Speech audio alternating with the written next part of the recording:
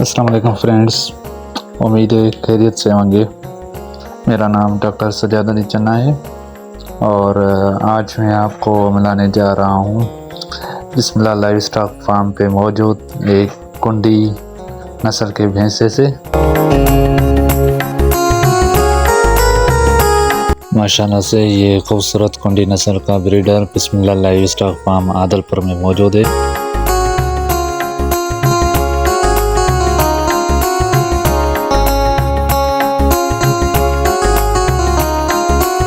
कुंडी नस्ल बड़े शौक़ से पाली जाती है।